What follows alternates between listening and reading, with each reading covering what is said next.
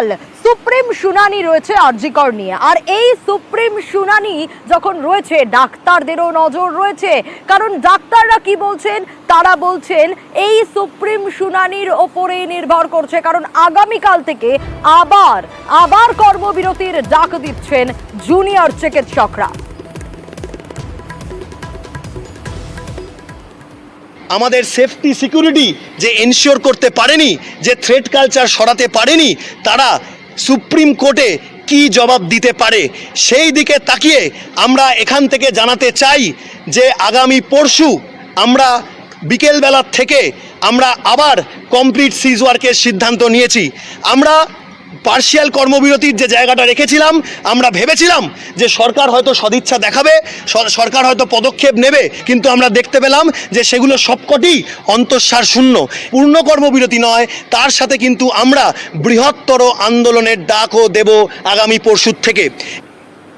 আমরা রাজ্য প্রশাসনের কাছে শেষ সময়টুকু দিতে চাইছি, তারা যেন আমাদের এই নমনীয়তাকে দুর্বলতা না ভাবে। সেই জায়গা থেকেই আমরা বলছি যে সোমবার সুপ্রিম কোর্টের হিয়ারিং এর পর এবং রাজ্য প্রশাসনের দিক থেকে যে জায়গা উঠে আসছে সেই দেখে আমরা সোমবার বিকেলের থেকে কর্মবিরতির ডাক দিয়ে রাখছি। মহামান্য সুপ্রিম কোর্ট যে কনফিডেন্স বিল্ড আপের কথা বলছেন, সেই বিল্ড আপের কোনো জায়গা, বিন্দুমাত্র জায়গা আমরা দেখতে পাচ্ছি না। তাহলে সেই জায়গা থেকেই আমাদের এই ডাক, আমাদের এই সিদ্ধান্ত। এদিকে তো নজর থাকবে, কিন্তু তারই পাশাপাশি সাগর দত্তের দিকে একটু আমাদের নজর রাখতে হবে। তার কারণ শুক্রবার রাতের ঘটনা, রোগী মৃত্যুর ঘটনা, যেভাবে উত্তেজনার পরিস্থিতি তৈরি হয়েছিল, চিকিৎসকদের, স্বাস্থ্যকর্মীদের মারধর করার ঘটনায় কর্মবিরতি চলছে সাগর দত্ত মেডিকেল কলেজ হাসপাতালে, এবং সেখানে লাগাতার কর্মবিরতি জুনিয়র চিকিৎসকদের তরফ থেকে। তারা বারবার করে বলছেন কেন এই ঘটনা ঘটলো, নিরাপত্তা কোথায়, প্রশ্ন তুলছেন তারা বারংবার করে। নিরাপত্তা সুনিশ্চিত করতে হবে, একাধিক দাবিতে তাদের কর্মবিরতি।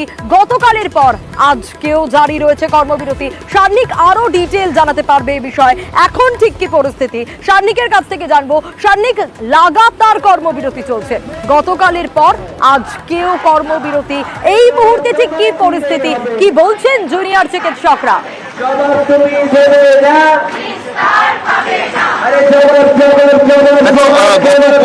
যে ঘটনা, সেই ঘটনার পরে জুনিয়র ডাক্তারদের ক্ষোভের আরো একটা বড় কারণ হলো নিরাপত্তার দাবি নিয়ে দীর্ঘদিন ধরে তারা আন্দোলন চালিয়েছেন, এবং তারপরে যখন তারা ডিউটিতে ফিরেছেন, তারপরে একেবারে যারা নিরাপত্তার দায়িত্বে ছিলেন তাদের উপস্থিতিতে তাদের উপর হামলার ঘটনা ঘটেছে বলে তারা দাবি করছেন।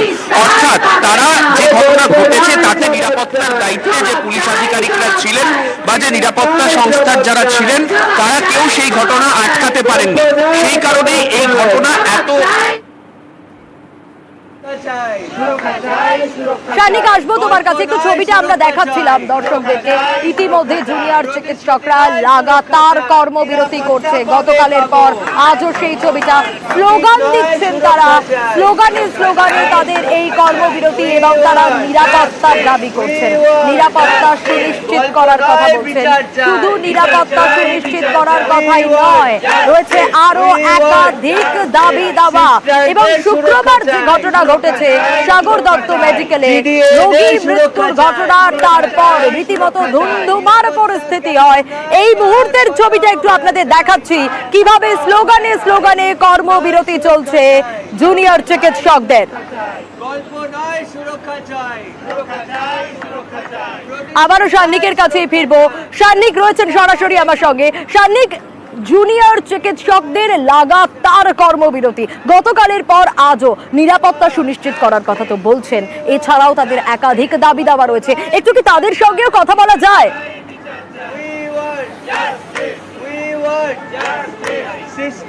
আমি কথা বলবো যারা এখানে আন্দোলন করছেন তাদের সঙ্গে। গত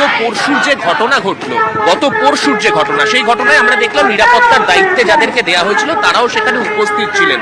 এই মুহূর্তে আপনারা কি চাইছেন সেক্ষেত্রে? নিরাপত্তা তো সেখানে সে একটা প্রশ্ন চিহ্নের মুখে।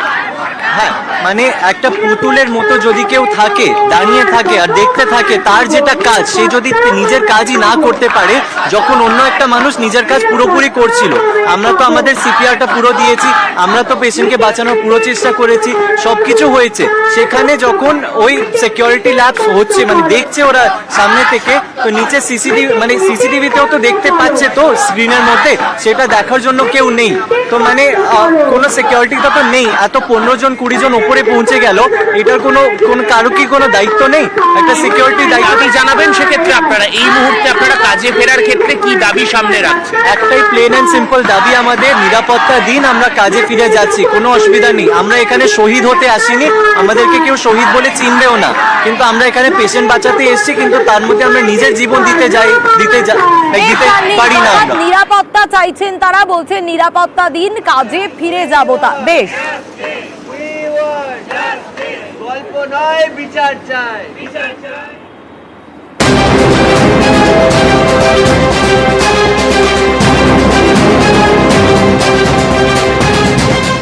হাসপাতালের মহিলা ওয়ার্ডে তাণ্ডব।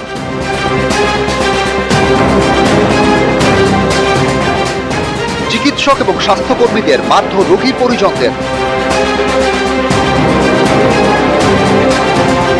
এ ছবি উত্তর 24 পরগনার সাগর দত্ত মেডিকেলের। শুক্রবার বিকেলে কামারহাটির এই হাসপাতালে রোগীর মৃত্যু হয়। মৃতের পরিবারের অভিযোগ, চিকিৎসকদের গাফিলতিতেই রোগীর মৃত্যু। जब बच्चा मेरा सांस फूलने लगा, हाँ करने लगा है मेरा बच्चा, तो वो लोग डॉक्टर लोग एक लेडीज आई, नर्स आई, नर्स आके ताकि एक सुइया दिया, बस मेरा बच्चा एकदम सांस लेना बंद हो गया। एक ट्रीटमेंट किया ही नहीं, कुछ दवाइयों नहीं दिया वो लोग, डॉक्टर लोग। বিনা চিকিৎসায় মেয়ের মৃত্যুর অভিযোগ। তারপরেই দিশেহারা হয়ে পড়ে পরিবার। ক্ষোভ গিয়ে পড়ে সামনে থাকা হাসপাতালে জুনিয়র চিকিৎসক এবং স্বাস্থ্যকর্মীদের উপর।